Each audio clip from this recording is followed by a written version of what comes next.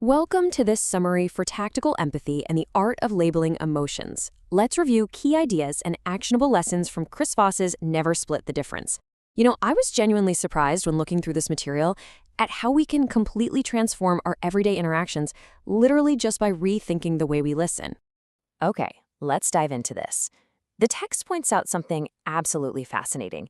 It says most of us enter verbal combat unlikely to persuade anyone of anything because we only know and care about our own goals and perspective. Talk about hitting the nail on the head, right? This perfectly sets up the core problem of standard human negotiation. We are, by nature, pretty selfish. When we get into a tense conversation, we treat it like verbal combat. We get so laser-focused on what we want to extract from the situation that we completely shut out the other person's reality. And the results? We persuade absolutely no one. To fix that conversational ineptitude, here is the exact path we're going to explore in this explainer today. First, reviewing key ideas and lessons. Second, defining tactical empathy. Third, the art of labeling. Fourth, neutralizing negative emotions. And finally, number 5, the accusation audit. Section 1, reviewing key ideas and lessons, the baseline of connection. And the very first big takeaway here is that we shouldn't just save these tools for high-stakes business deals. I challenge you to use these techniques with everyday people. Try it with the butcher at the supermarket. Human connection is always the primary goal here. Extracting what you want is really just a bonus. Section 2, defining tactical empathy, beyond just agreeing. So, in a negotiation, we already know we can't just care about our own goals. We need empathy. But what does that actually look like in practice? Tactical empathy is defined as understanding the feelings and mindset of another in the moment, and hearing what is behind those feelings to increase influence. Now, the absolutely crucial distinction here is this. Empathy does not mean agreeing. You might listen to your counterpart and think their ideas are completely crazy, like maybe they're demanding a literally impossible deadline. Well, that doesn't matter. By acknowledging their situation, you prove to them that you are actually listening. And once people feel truly heard, they drop their guard, they start to open up, and they might just hand you a piece of incredibly useful information. Section 3, the art of labeling, validating through words. Now that we understand what tactical empathy is, the main tool we use to actually deploy it is a technique called labeling. The source material beautifully outlines this, saying, labeling is a way of validating someone's emotion by acknowledging it. Give someone's emotion a name and you identify with how that person feels. Spotting those feelings and translating them into spoken words creates this sudden, almost magical sense of intimacy. And more importantly, think about it. When someone is highly emotional, you cannot approach the situation rationally, right? Labeling that emotion disrupts the tension and actively shifts the whole negotiation right back into the rational thinking realm. Now, what's really fascinating here is the stark contrast between the two types of feelings we encounter. On one side, we have the presenting feeling. This is everything you see and hear right on the surface. Someone's yelling, they're angry. But on the other side, we have the underlying feeling, the true hidden reason behind that behavior. Maybe they aren't actually angry. Maybe they're just terrified of failing. The best negotiators don't just label the obvious stuff. They look closely, spot those incongruencies, and aim to label those deeper underlying emotions.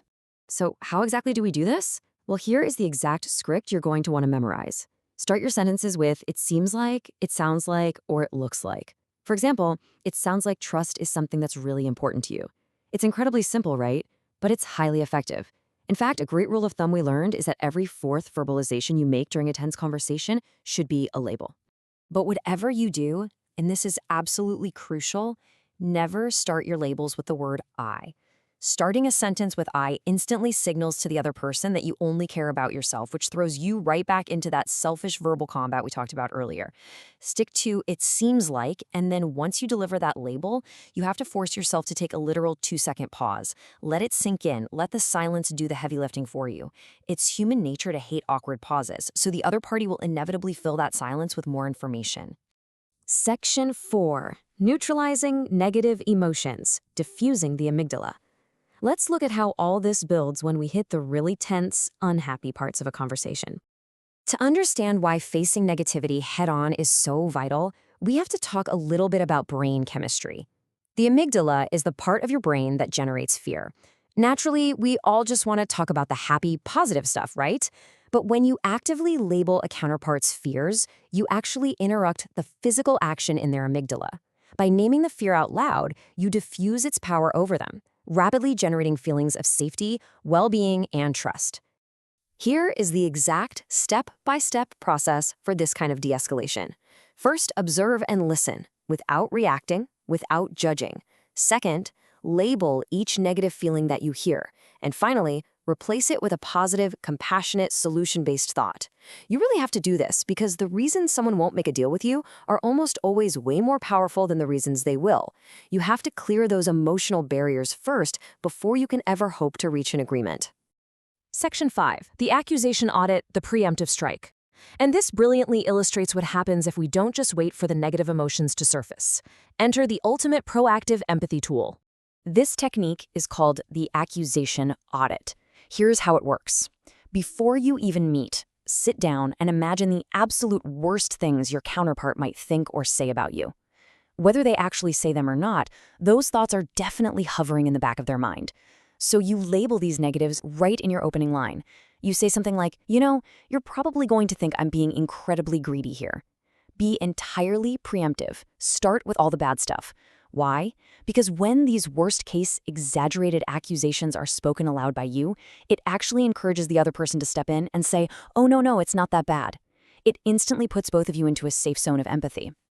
As we wrap up these techniques, we absolutely need to talk about a powerful anti-tool. You need to remove the phrase, I understand, from your vocabulary entirely. I know, we use it constantly as a crutch, right?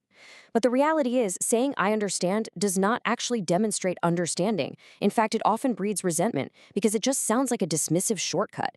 Use your labels instead to prove that you're picking up what they're putting down. So, I want to leave you with this final, provocative question. Are you willing to embrace the awkwardness to master human connection? Because as you take the risk of sprinkling tactical empathy and labeling into your conversations, I promise you it is going to feel incredibly awkward and artificial at first.